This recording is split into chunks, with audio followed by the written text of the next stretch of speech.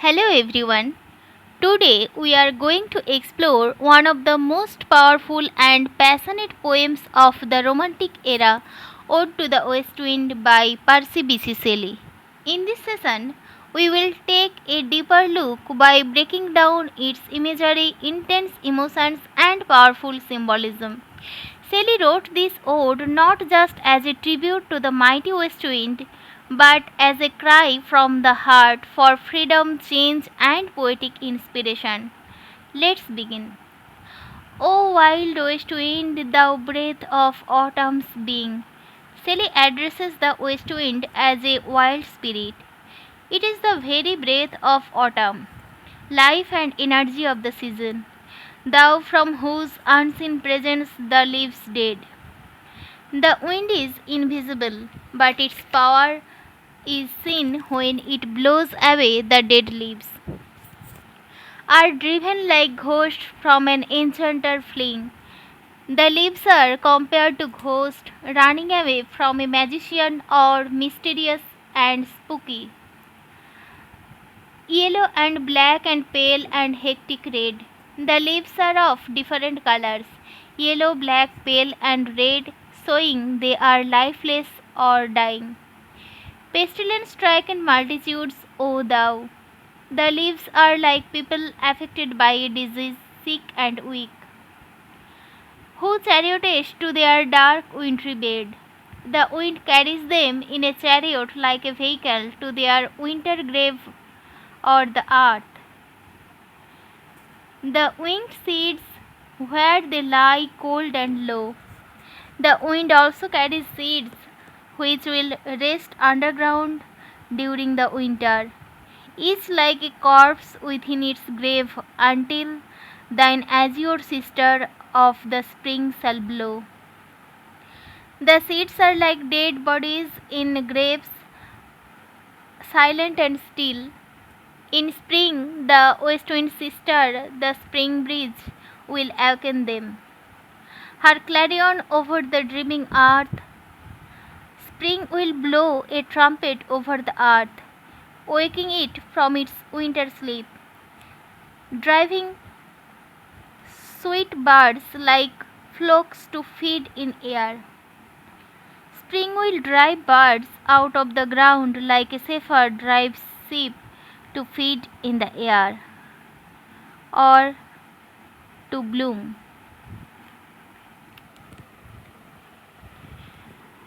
With living hues and odors, plain and hill, spring will fill the plains and hills with color and fragrance. Wild spirit which art moving everywhere. The wind is a wild spirit, present everywhere. Destroyer and preserver, here, oh here. It destroys dead things or leaves, but also preserves new life or seeds. The poet pleads it to listen. In the first stanza, the poet addresses the west wind as a wild, invisible force that blows during autumn. It drives away dead leaves like ghosts fleeing a magician. The leaves are of many colors, yellow, black, pale, red, representing disease and decay. The wind also carries seeds to their winter graves underground, where they lie like corpses until spring revives them. Shelley begins by praising the west wind as both a destroyer and a preserver, destroying the old or dead leaves and preserving the new seeds.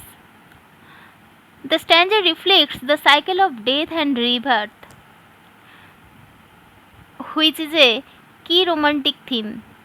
Shelley sees the wind as a mighty force of change and he reverts its power.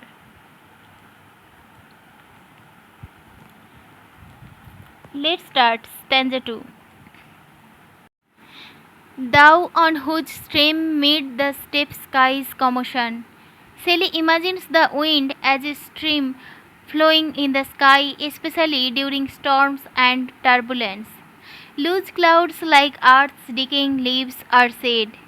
Just like autumn leaves fall from trees, clouds are scattered in the sky by the wind, shook from the tangled boughs of heaven and ocean. The clouds seem to be shaken off from the twisted branches of the sky or heaven and the sea or ocean, as if they are part of a giant tree. Angels of rain and lightning there are spread.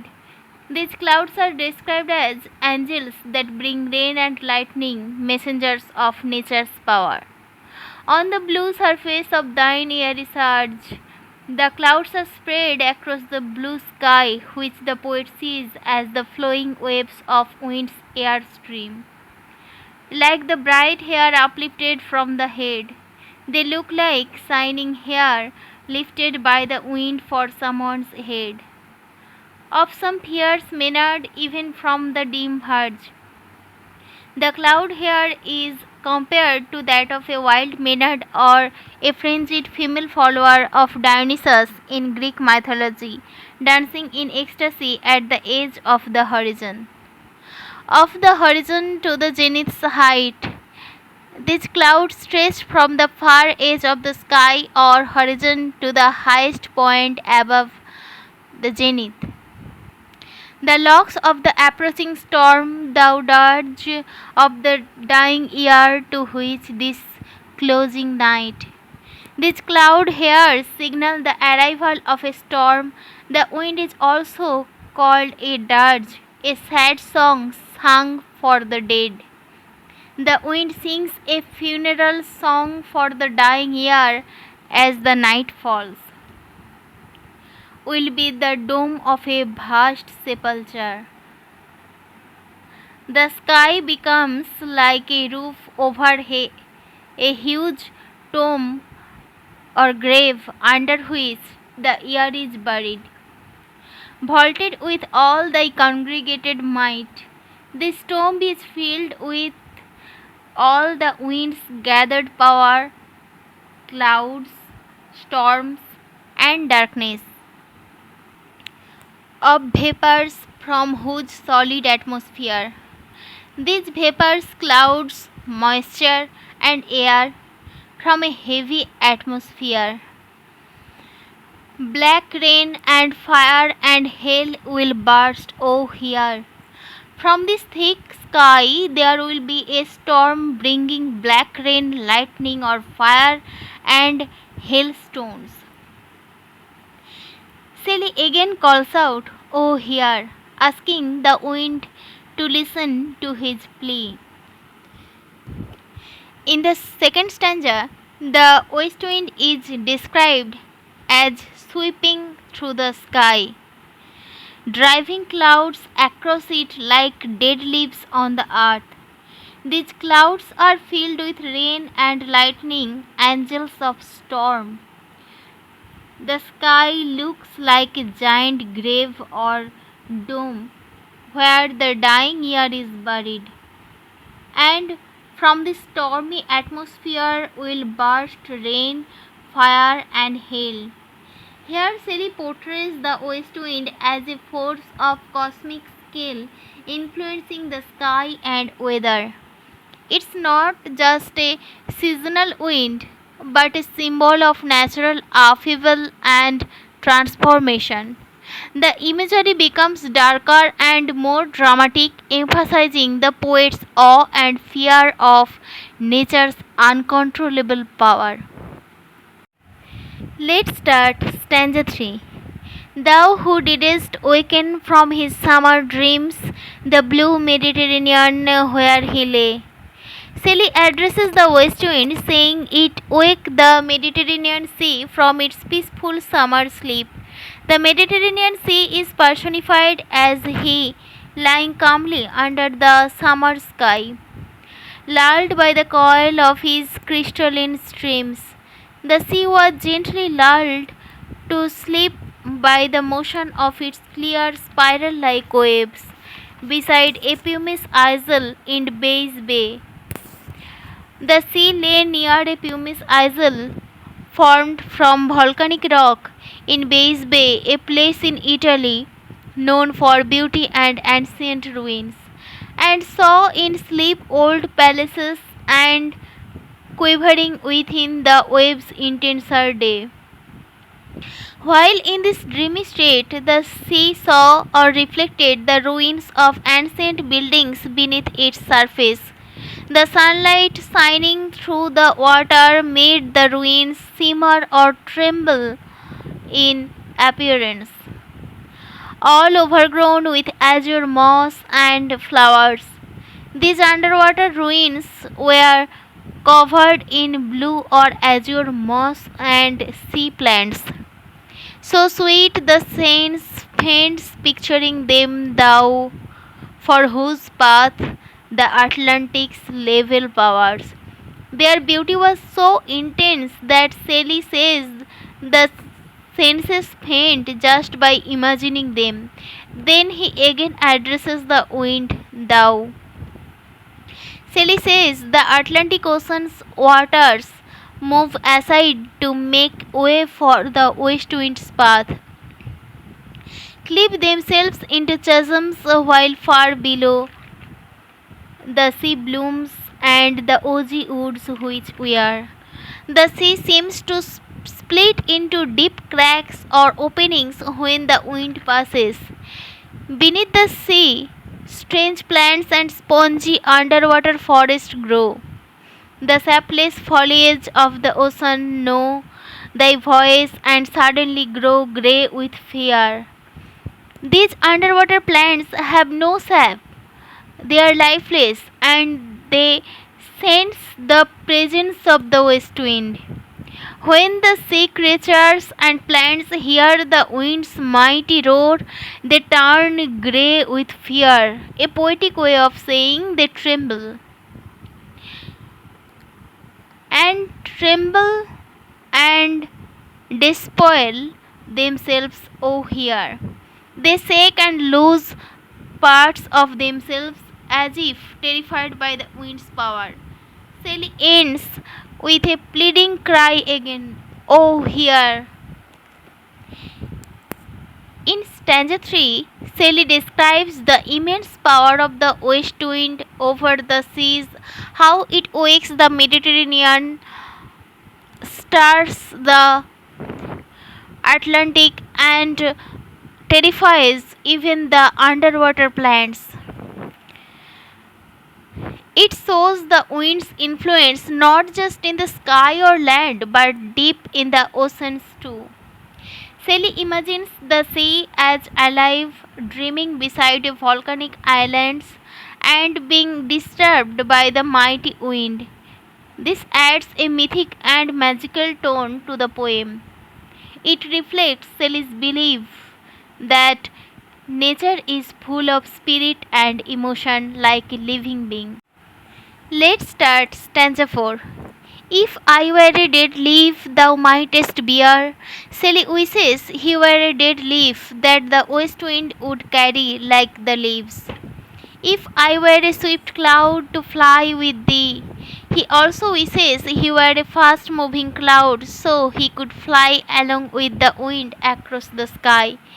A wave to pant beneath thy power and share, or a wave moving restlessly under the wind's force, sharing its energy and motion. The impulse of the strength only less free, he wants to experience the wild freedom and power of the wind, being only slightly less free than the wind itself. Then thou, O uncontrollable, if even I were as in my boyhood and could be. Shelley addresses the wind as uncontrollable, expressing its wild and unstoppable nature. He adds that even if he couldn't be as free as the wind, he wishes he could at least be young again, like his boyhood, the comrade of thy wanderings over heaven. Back then, he felt free spirited and wild, almost like a companion to the wind roaming the sky. As then, when to outstrip thy sky speed, As a child, he felt he could outrun the wind in the sky, full of imagination and youthful energy. Scared seemed a vision I would never have striven. This dream felt real, not just imagination. If he were still that young and free, he wouldn't have needed to struggle like he does now. As thus with thee in prayer in my sore need. Now, however, he is in pain, and instead of roaming freely, he is pleading with the wind for help. Oh, lift me as a wave, a leaf, a cloud. He begs the wind to lift him up like it lifts the wave, the leaf, and the cloud, symbols of motion and freedom. I fall upon the thorns of life, I bleed. Shelley cries out that life has hurt him deeply. He suffers emotional or mental pain, a metaphor for hardship. A heavy weight of hours has chained and bowed. Time has weighed him down, burdened and bent him, perhaps with sorrow, aging, or disappointment. One too like thee, tameless and swift and proud. He says he was once like the wind, wild, fast, and proud, but now he is changed by life's burdens. In stanza 4, Shelley expresses a deep desire to become one with the west wind. He wishes he were a leaf, a cloud, or a wave, so he could move freely with the wind. He remembers his youthful energy when he felt as free and wild as the wind. Now he is weighed down by pain and suffering and begs the wind to lift him up. This stanza becomes more personal and emotional. Shelley is no longer just observing the wind, he is pleading with it. He wants to escape the pain of life and be inspired and energized. The stanza shows a longing for freedom, strength, and spiritual connection with nature that is common in romantic poetry.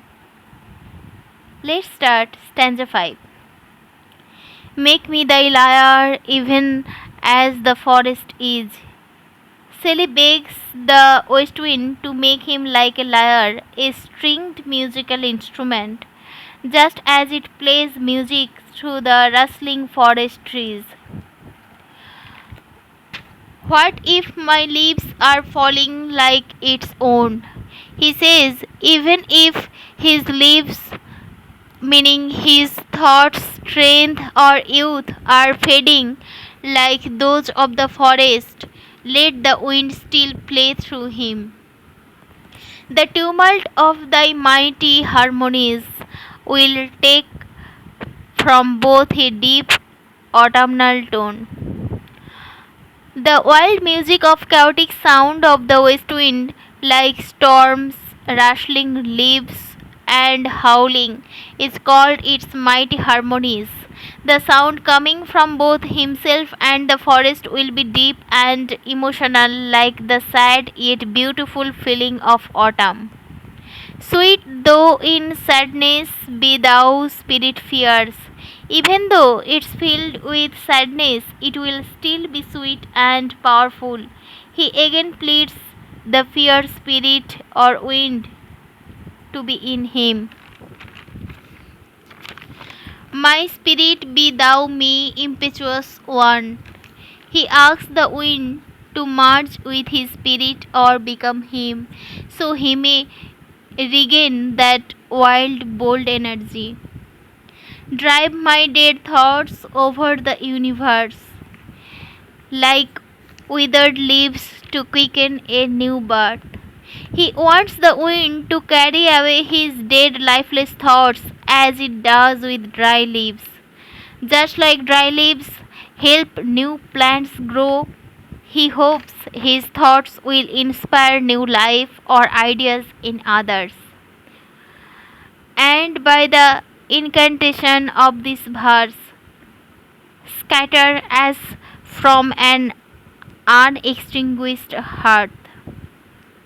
Shelley calls his poem a spell or incantation. He believes in the magical power of poetry. He asks the wind to scatter his words like sparks from a fire that hasn't gone out. Ashes and sparks, my words among mankind. His poetry, like ashes and sparks, should spread among people, inspiring change and awakening. Be through my lips to unawakened earth. He asks the wind to speak through him, using his voice to wake up the world. The trumpet of a prophecy, O wind. Let him be the trumpet, a loud, bold instrument that spreads the wind's message, a prophecy of change or hope. If winter comes, can spring be far behind? Shelley says, even if hard times or winter come, better times or spring are sure to follow. This is a message of hope and renewal. So, in the final stanza, Shelley now asks the wind to use him like a musical instrument, just as it plays through the trees. Even though he is like a tree losing its leaves in despair, he still wants to be the wind's voice. He asks the wind to spread his thoughts like dead leaves, giving birth to new ideas in the world. He wants his poetry to act like a trumpet, awakening people to a better future. The final hopeful line says, if winter or hard times comes, spring or hope must be near. This last stanza turns Shelley's sorrow into inspiration. He wants his poetry to inspire change in society, just as the wind spreads seeds. The famous line, if winter comes, can spring be far behind, expresses hope in the face of despair. The belief that renewal always follows ruin.